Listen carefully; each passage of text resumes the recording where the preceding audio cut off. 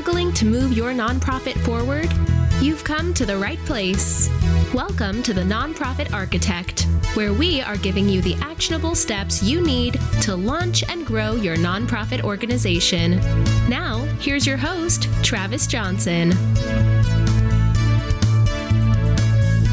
Hey, this is Travis Johnson, the Nonprofit Architect, helping you build a stronger nonprofit. On today with Adrianne Phillips. How are you doing today, Adrianne? I am wonderful. Thank you so much for asking. How are you doing?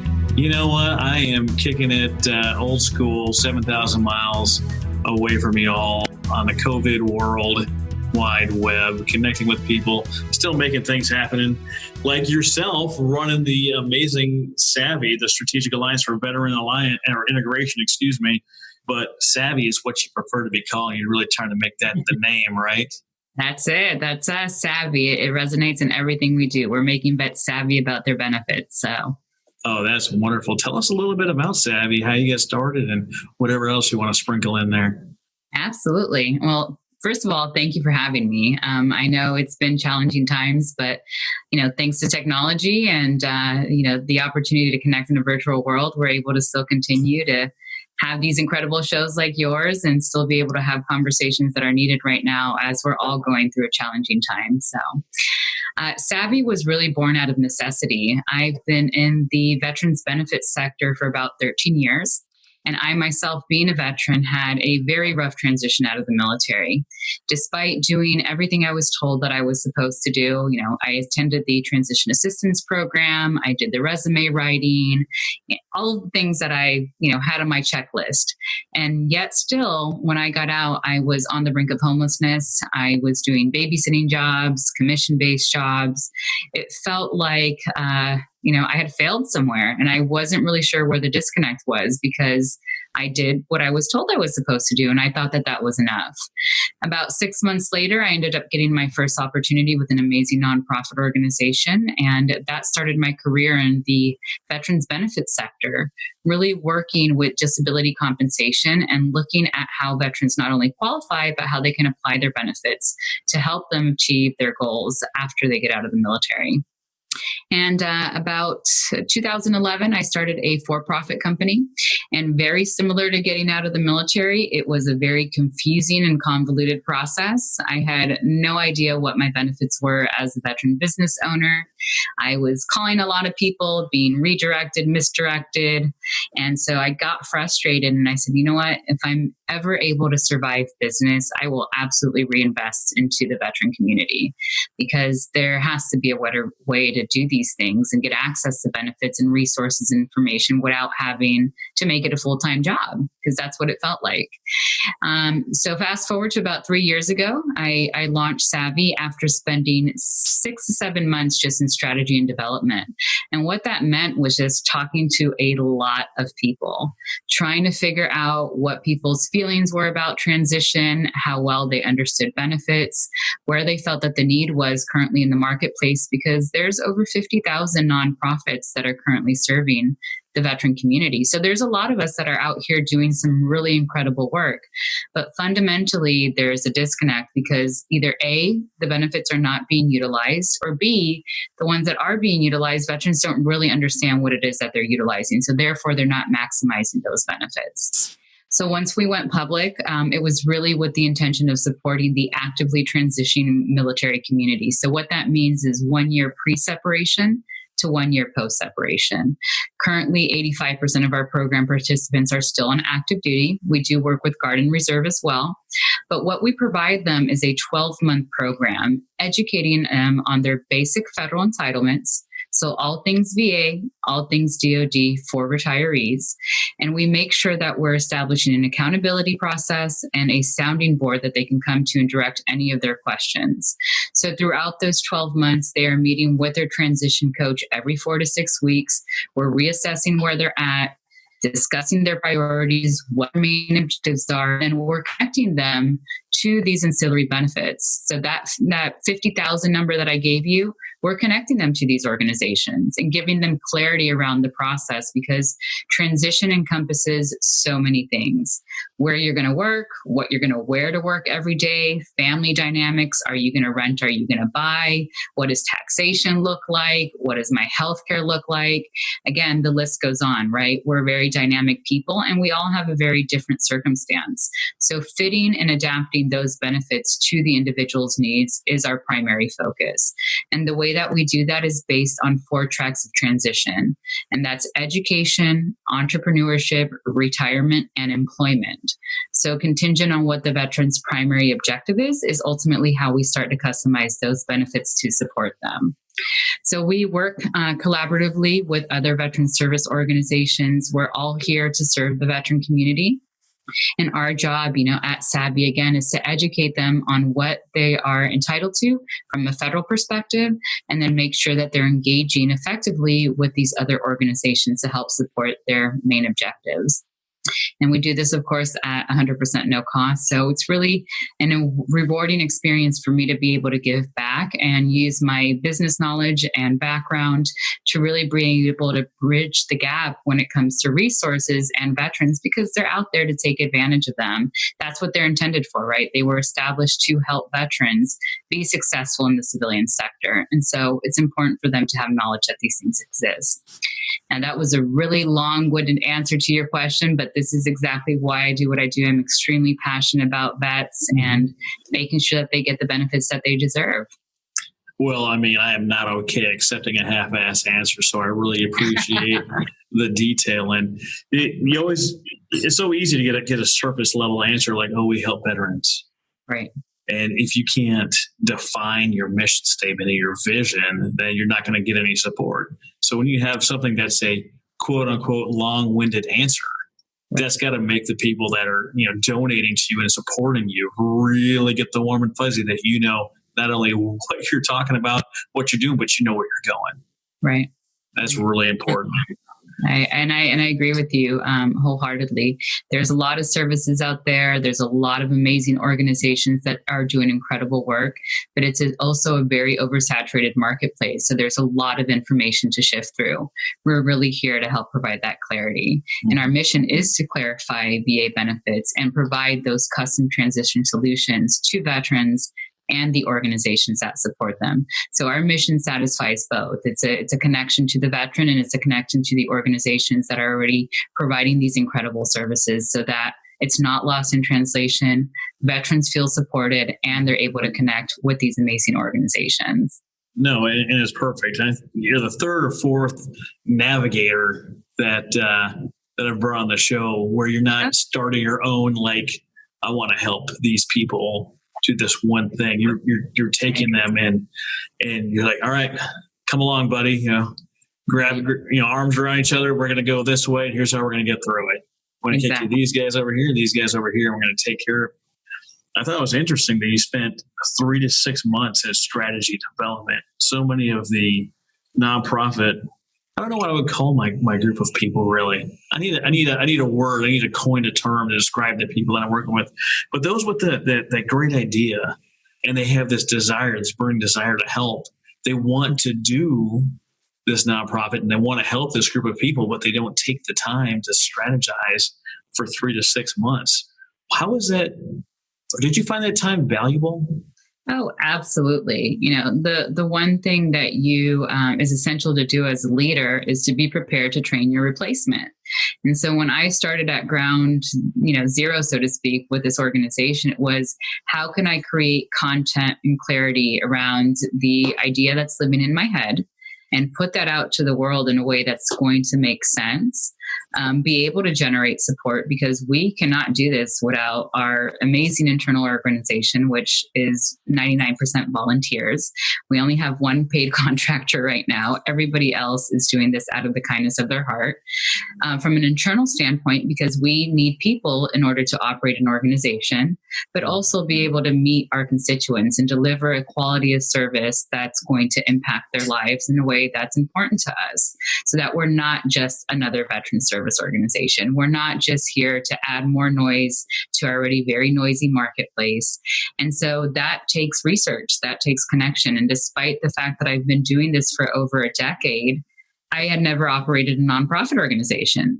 I have a for-profit business background, and there are similarities in the sense that you're still operating a business, but there's also a lot of different processes to that. Mm-hmm. So how do you convince people to work for free? That's not easy stuff, right? You got to know how to convey value in what you're doing and make sure that you're talking to the right people, get them involved, right? I needed a board of directors. I couldn't be an army of one. I had to have people that were really going to help strategically, that were going to contribute their expertise and their strengths as a business leader, as an entrepreneur, as a community representative, whatever background and skills that they had. How could I take that and translate it into something that was going to help our mission move forward?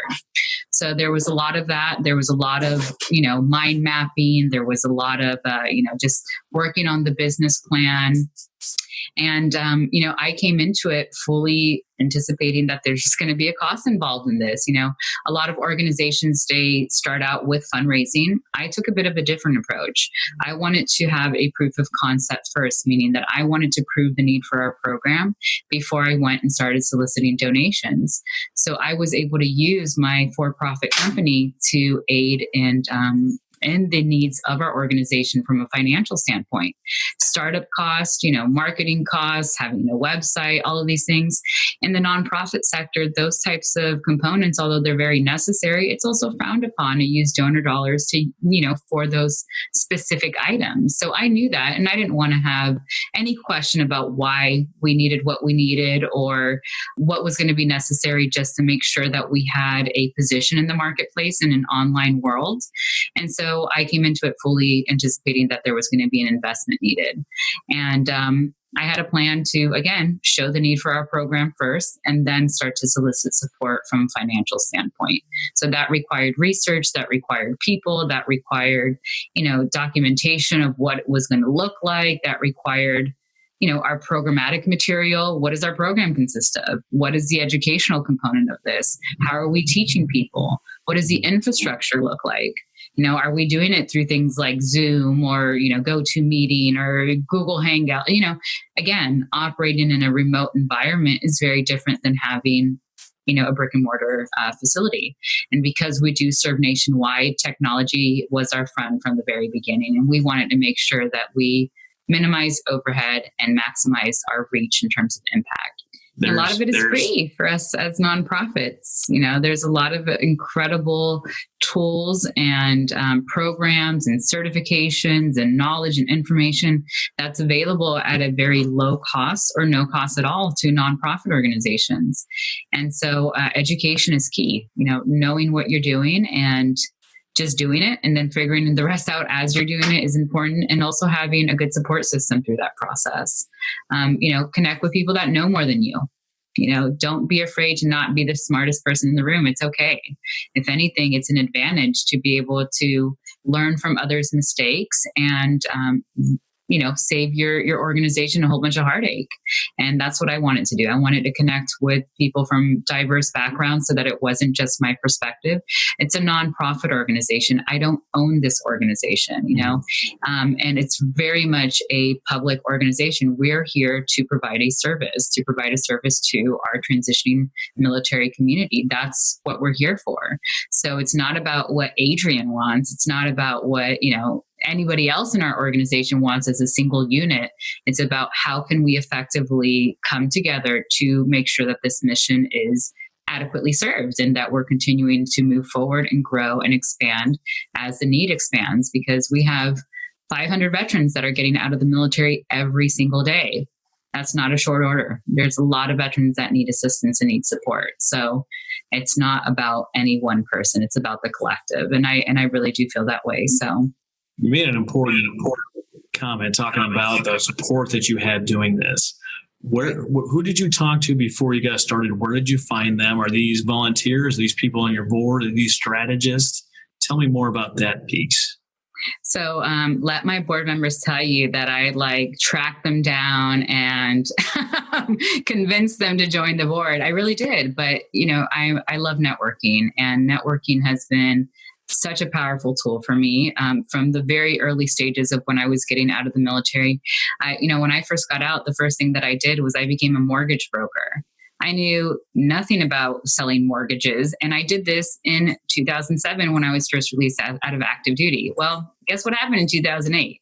So it wasn't exactly a booming market, if you will. And I learned to be very scrappy and resourceful. I was going on Craigslist and emailing people from Craigslist. So that creativity, if you will, having, a shoestring kind of budget was very much prevalent today. And so I just started reaching out to the people I knew. I've been in the sector for a long time. So I'm very fortunate that I know a lot of people that work in the veterans benefits arena, if you will. Mm-hmm. And I just started, pitching people my idea, anybody that would listen, whether I was connecting with them through social media channels, through referrals, through people that I already knew. I would just talk to whoever was willing to listen. And guess what? I learned so much because through these calls, through these connections, they would say, hey, you need to talk to do. And then they would make an introduction. And then from there, I would connect to somebody else. And then also utilizing LinkedIn. LinkedIn has been a huge, powerful tool for me. And I'm certainly not here to promote any specific channel because they all have their intended purposes. But LinkedIn was great from a professional standpoint. And, as a veteran, we have access to LinkedIn Premium for free for 1 year. So I took advantage of that, started making a lot of connections through there. LinkedIn Learning has a lot of courses, even as simple as how to use LinkedIn for veterans. So taking courses like that and just learning how to utilize these tools. Facebook has amazing groups. There's so many veterans in Facebook groups, and learning to tap into that. And just connecting with people. Again, connecting with people, being interested so that I could be interesting, right? Just really wanting to learn about where people were at, what their ideas were, how they felt about, the needs, because there's a lot of challenges that impact veterans. There's many. You have to pick one, right? You have to be an expert in an arena so that you can have clarity around that. And I knew that I had an expertise in benefits, but I really was trying to understand where that disconnect from, hey, there's all of these amazing resources out there, but wait, I have no idea what I'm doing. Where does that start? It starts at transition. Mm-hmm. And that's the only point in your military journey in which benefits become a priority. And so I knew that transition was the answer in terms of who we needed to speak to. And I knew that already going into it, but it was confirmed by the many, many, many people that I spoke to, posing questions, through these channels, creating surveys and asking people to take 5 minutes to just fill out my survey. Really just picking people's brains. People are some of the best teachers, their own life experiences, their mistakes, their triumphs, everything. I learn so much from connecting with people.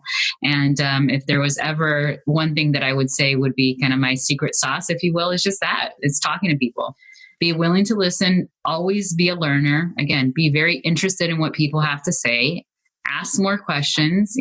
You'll be shocked at what you can learn from a simple conversation. It sounds like you did a great job networking. Really wonderful. That's kind of a dirty word in a lot of military circles, like, right. Networking, that's bad, is the thing. What would you say to someone that wants to start a nonprofit, but they're not really willing to share their vision and their story and go talk to as many people as you talk to? What would you tell that person? Well, first and foremost, you have to change your mindset because you have to remember that nobody owns a nonprofit. There is no equity stake in this. This is not your organization. The fact that you're a founder in the large scheme of things really doesn't mean anything other than you're providing your story as to the why the organization exists. But if I was to get voted out tomorrow, then SAVI would continue, and as it should. It's not my organization. So first and foremost, I would say, don't be afraid to share your idea because it's intended to be shared. That's what a nonprofit is. It's coming up with creative solutions to be able to tackle larger problems and serve as many people as possible. And so with that in mind, I think that it lowers your defenses. And the reality is that if you're not willing to collaborate, nonprofit work might not be for you, because if there's one thing that you have to learn how to do in the nonprofit sector is be very strategic, be very creative, and collaborate.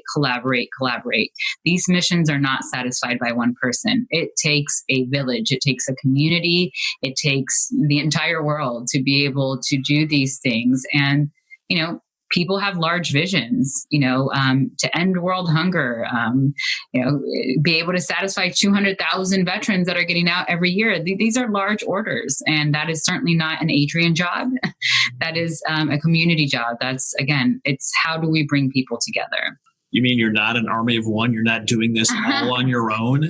I am absolutely not. And I wish I could give you a whole list of praises right now about all of the people that have been, I won't say behind me, but right next to me and really taking this forward, because they nurtured it, and sure, I had plenty of people that called me crazy. That's okay. That nurtured me too, because why do you think I'm crazy, right?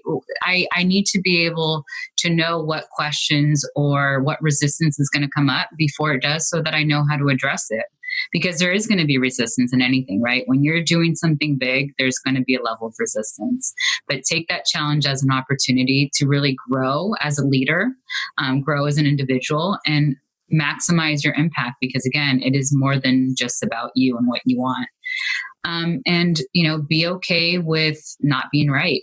That's probably the best lesson. I can't tell you how many times I've been wrong, and it's made me so much better for it. And I'm okay with that. I own that. I own my mistakes. I own the things that I've done incorrectly. And guess what? It won't happen again, right? But had I never made that mistake to begin with, then I wouldn't have been able to grow from it. So there's great power in connection. There's great power in sharing your vision. Again, it's not your vision to own. If you're going into this world, then you have to be willing to share your ideas. You have to be willing to talk to people so that you can solicit that support that you need to have an incredible organization and be able to satisfy the mission that you're dedicated to. And on the other side of that too is that, hey, maybe starting your own organization isn't the best idea. Maybe collaborating with an existing organization will give you so much more impact that much more quickly. It's not easy starting a nonprofit. It is not easy starting a business, period.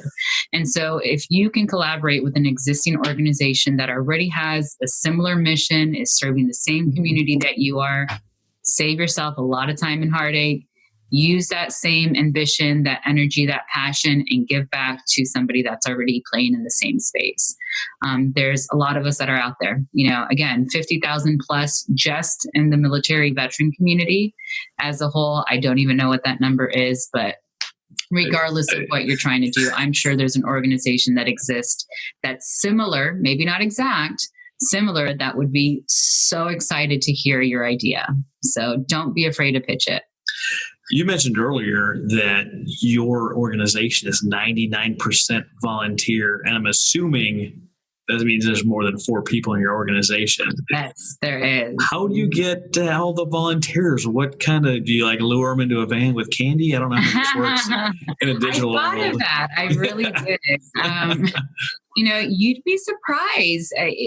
Fundamentally, you just got to ask, and you would be shocked at how many people will say yes, because they hear your passion. You have to convey your story. The why in what you do is more important than the what, because that speaks to your character. That speaks to the fuel that's going to take this thing forward. And I always just share my story. Again, if you're willing to listen, thank you so much. Let's talk about it. But more important than me, what motivates you? And I always lead again with being interested in people. I'm always looking for ways to add value to people. And this was never just about SAVI. I don't know how many people I connected to other organizations that ended up being volunteers with them and not with SAVI. And that's okay, because they're still serving the same mission. They're still serving vets.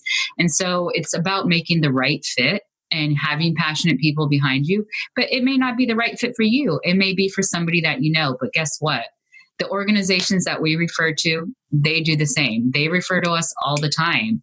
Whoa. I thought we were supposed to fight other nonprofits and try to steal donors and all those terrible things. You can. It's a tough job to constantly be fighting. It's a little bit exhausting.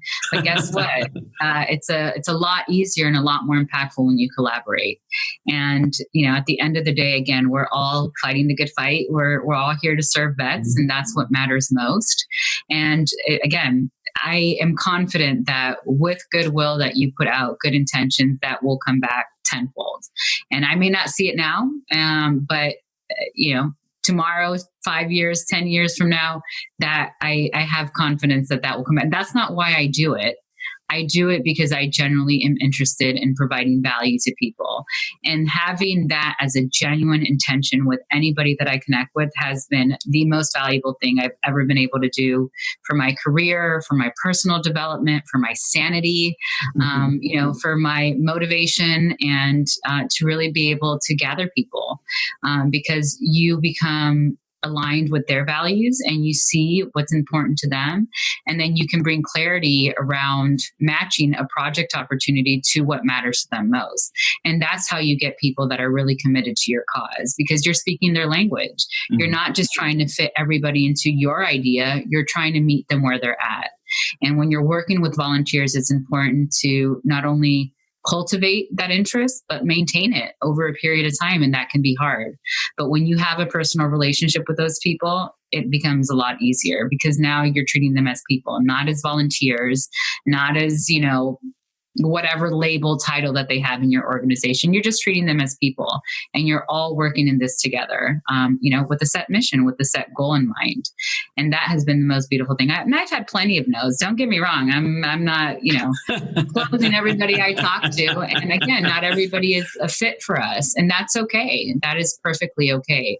But gosh, I can't even tell you the amazing people that have contributed so much to our organization, from our logo to our Salesforce customization.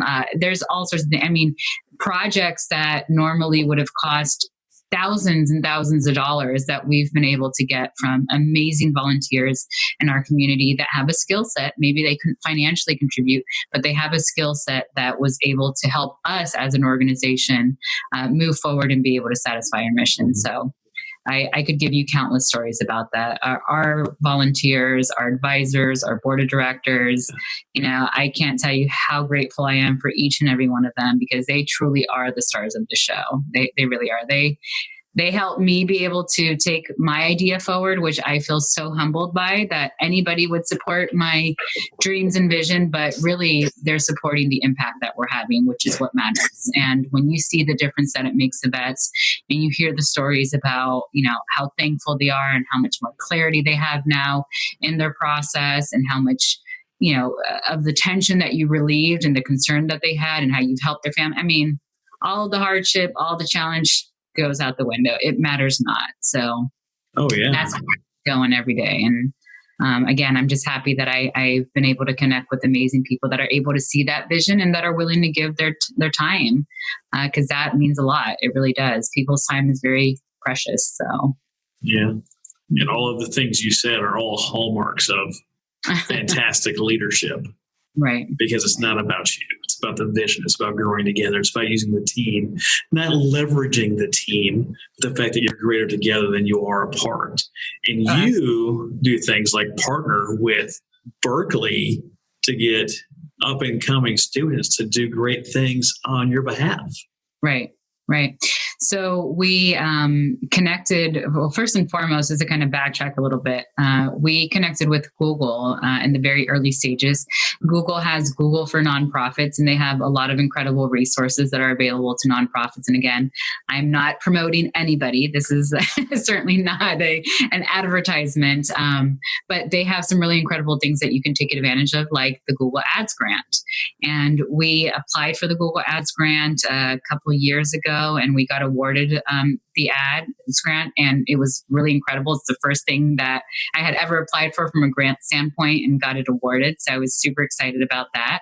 And then I quickly realized that now that you have it, you actually have to do something with it. Like, you can't just have it. And I know there's like an actual maintenance process to this. So I called upon my network, and this is actually one of the individuals that is our paid contractor. So, but it's been very valuable to us, because he specializes in Google Ads, and we knew that we didn't have that expertise. There is a certain click-through rate that you have to maintain in order to keep your grant active. And so it's important that you're aware of what that consists of. And so through him, we have been able to maintain that grant now for over a year. And it's been really, really incredible for our organization from an awareness standpoint. And then subsequently, Google actually allows you to connect with volunteers that may be able to help you with your account. And so we submitted a request. Again, don't be afraid to ask, because these things are out there. This is not anything secret or that's not available to everybody. SAVI is not special in any way in the sense of what we have access to. And so this is something that's available to any nonprofit to be able to tap into. So we submitted a request, and all of a sudden I get an email from a student at Berkeley, and they said, "Hey, we've been matched with you. We think your organization is great, and we would love to help support your account." And so now volunteer with us. And so we still have our expert that's working with them. And that's beautiful to see, our contractors and our internal support working with volunteers to help, again, bring our mission forward. And he's making sure there's some oversight, but the students are going to be managing our account, and they get real world experience, and we get support as an organization. So it's a win-win for everybody. And that same model has been translated into our marketing apprenticeship program, which we've been managing from the very early stages.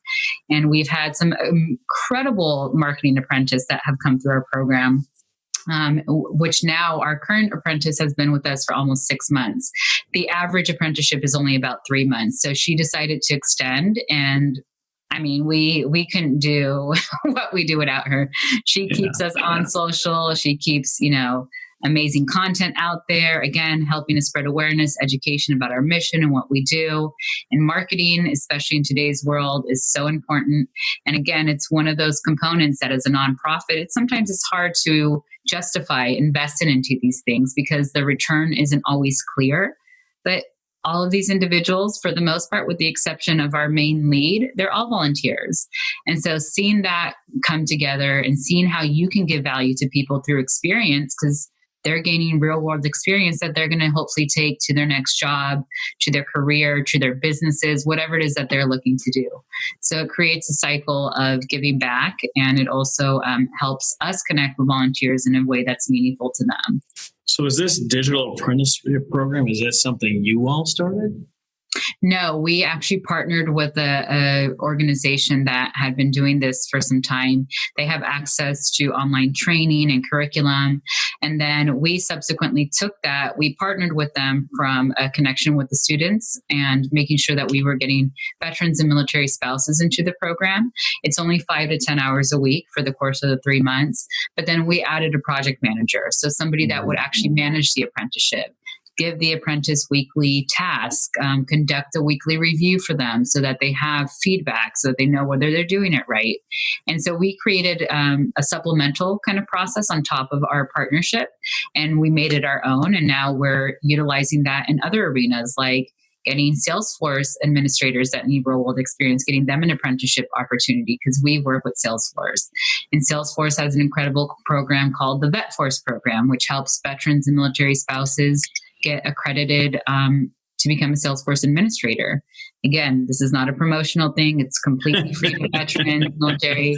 Anybody that's listening to this, I'm not paid by any of the people that I mentioned. So, yeah. I'll have to do a voiceover. Right. At the beginning, she's going to say this for realsies. She is not promoting any specific one company or thing. But, Salesforce does offer the Nonprofit Success Pack to nonprofits, 10 licenses for free.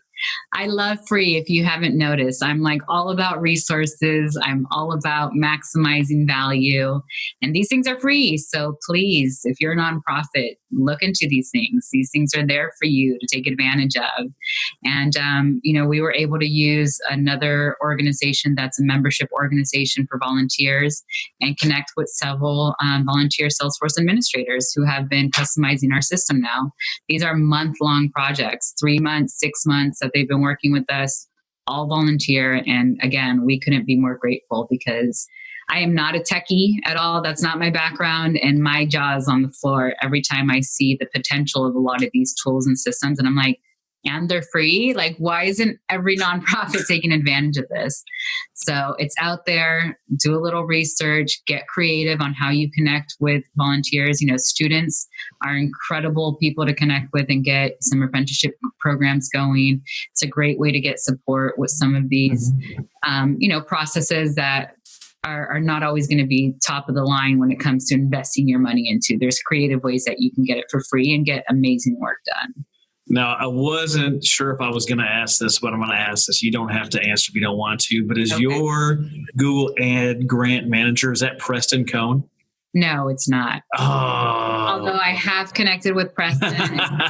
He's a guy, but no, that is not who it is. And he is, I know he does a lot of incredible work and stuff. But yeah, we've been working, the individual that we've been utilizing, I've been using him for my for-profit company. I've been working with him for years. So unfortunately, Preston, I met most recently. So. I just asked because my last interview that just came out last week was Preston Cohn. Oh, nice. 2 weeks ago, yeah. We talked extensively on the Google Ad grant. I was wouldn't that be interesting if that was Preston? Yeah, no, I have connected with him, but he is not the one that's currently managing him. Well, I tell you what, you have absolutely crushed all this. I love your resourcefulness. I mean, your tagline might as well be, if it's free, it's for me. That's a good one. I might have to keep that one. So, but it's not all work, right? No. You get to have a little fun, and you collaborated, I use that term loosely, with some friends of mine, Gina and Elise, and Pinups for Vets, and you did like a little photo shoot. Tell us about that. She was doing some, she does photo shoots for veterans, for female veterans, military spouses, and I want to say that it was posted somewhere. Somebody shared it with me and I was like, oh, that looks really cool. I love anything pinup. Anybody that knows me, I'm all about vintage and classic looks. That's always been kind of my default when it comes to anything formal. So they're like, this is perfect for you. You should look into it. And I had heard about Gina and Pinups for Vets before, so I knew about her organization, thought it was an amazing opportunity. And so I went out there, had an incredible photo shoot, met some amazing military spouses. It was such a great day. And then come to find out afterwards, that day was actually being filmed for Returning the Favor. So I got to be a part of that, which was a nice little added bonus. Definitely didn't anticipate that at all. I am a volunteer with her organization, so I've supported a couple of the events that she's done, and I'm still connected to her group. So yeah, she's a really incredible person, has been, serving the veteran community for some time now, and love her story and what her organization does. And again, this is what I mean about just connecting with other organizations that are doing great things. We have a monthly resource webinar where we highlight other organizations and the services that they offer. We've had some really incredible people on, and I'm just, again, I'm so humbled to be surrounded by so many do-gooders and people that are just having such a big impact and giving of their time, because most of us are volunteers. We're doing this because we're passionate about the missions that we serve and what it means to us and what it means to the community. Well, your passion, your leadership, and everything you do is just so really needed and appreciated in this world, especially during this time, especially during this season in so many lives. In seasons like this, there are some people out there that are really struggling. And there is a bunch of people out there that are still crushing it. They still have incomes. They're still doing really well. What does fundraising look like in a COVID world? Well, you have to be very sensitive about how you bring it up. Be sensitive to the fact that there is a lot of people that are struggling, and maybe now isn't the time to fundraise. That's a very personal decision that I feel every organization needs to make, depending on what their mission is, depending on whether COVID is impacting directly the constituents that they serve, in the sense of like, how is it adding stress or tension to their situations? From our kind of perspective, it definitely is impacting the veterans that are getting out of the military. There's already a great uncertainty around transition, and now there's even greater uncertainty because of the economy and how many people are losing jobs. And a lot of our vets are in the middle of interviews and, things like that. So just really being able to see the silver lining in all of this, and knowing that wherever there is challenge, there is also opportunity. being flexible with the ways that we do business. Luckily, SAVI has been operating remotely since the beginning. So from a day-to-day workload perspective, that has not changed for us. We still use tools and technology to be able to serve our mission and meet our constituents and be able to provide them the services that we do. So that hasn't changed. But in terms of how we engage with our supporters, checking in on our volunteers, reaching out to any current donors, potential donors, not from the sense of like, hey, we need money. That's still very much a fact. I mean, everybody is in need of support right now, but just checking in on them, seeing how they're doing. Are they okay? Is there anything that you can do to maybe help support them as they're impacted right now? I don't think that it's the time to really be too concerned with the tomorrows and how am I going to get money at that next event, or am I going to, that's not the time. Right now is the time to focus on genuine connection, focus on bringing in skills to address some of the projects that maybe you've been, having pending for a while. How do you engage with your board? Maybe looking at developing some new skills in digital fundraising. Are you having any online events? If you are, what does that look like? What is the goal? What is the objective? How can you engage people? And again, all of this while being sensitive to the fact that there is a lot of strain right now. There is a lot of challenge going on in the marketplace. And there's a lot of people that are just not in a position to give, where maybe before they were in a position to give. So just change the conversation, make it different, harness people's support in a way that's still being sensitive to the current times, and look at how you can use their time and their talent to help your mission continue forward. Because at the end of the day, if you're able to get skilled volunteers to meet the demands of what you would normally be paying for, like managing your Google Ads grant, right? I don't need the money if I can get a skilled volunteer to help me do that. And so being creative in that way and saying, okay, these are the things that we need to be able to continue doing. How can we connect our volunteers to make sure that these processes are still going forward? Ask people. Don't be afraid to ask. I mean, that's really the biggest thing, because you don't know what the situation is. And, don't assume that everybody is not able to give. Don't assume that everybody is not in a position to volunteer, because more people are home now. So if anything, they may have a little bit more time on their hands. So maybe they're willing to give that to you. And if you're lucky enough to do that, be humble, be grateful. And of course, always be sensitive to the fact that if there is a no, it may just be a no for now because of what's going on. Oh, absolutely. And this has been a time where I've seen a lot of people that are actually building and strengthening those connections and bonds. Some of the best conversations I've had recently is I've dropped them a little note on Facebook and just said that you've been on my mind and I want to know how you're doing. And something like that, just reaching out and then letting people know that you're thinking about them and you care about them. Right. And all of a sudden, like, hey, how have you been? I haven't talked to you forever. Let's get on a call. I miss you. What's going on? And it works the same with your volunteers. It works the same with your donors. And it doesn't have to be an ask, or it can be no need. You can do these things without expectation. Absolutely. Just see where the road takes you. It goes a long way. It really goes a long way. If you show genuine interest in people and concern for how they're doing, it's amazing what may come out of that. So yeah, reach out, connect, check in with people. And, if they have a little extra time and stuff, already have some projects lined up. Don't just reach out without any kind of goal or intention in mind. Know what you need support with. Be okay with still being clear than the fact that you need support.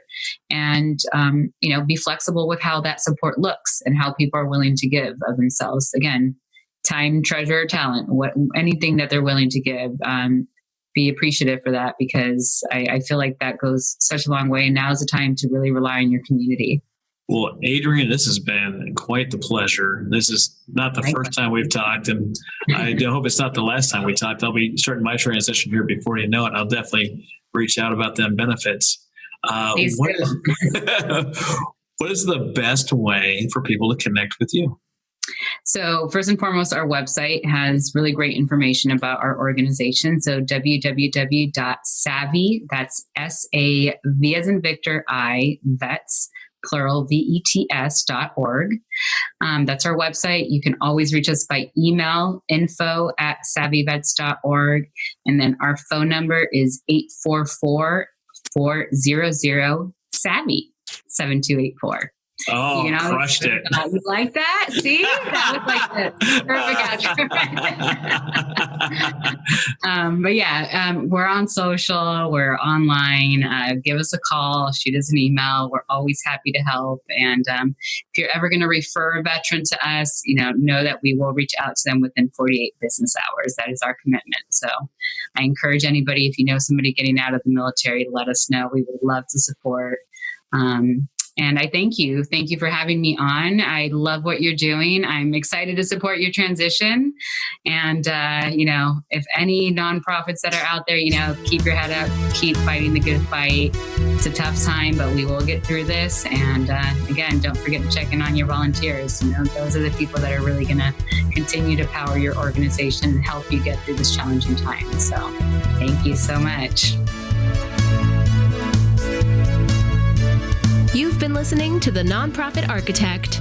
To listen to all our past shows, visit http://nonprofitarchitect.org. And be sure to subscribe, rate, and review our show. Thank you.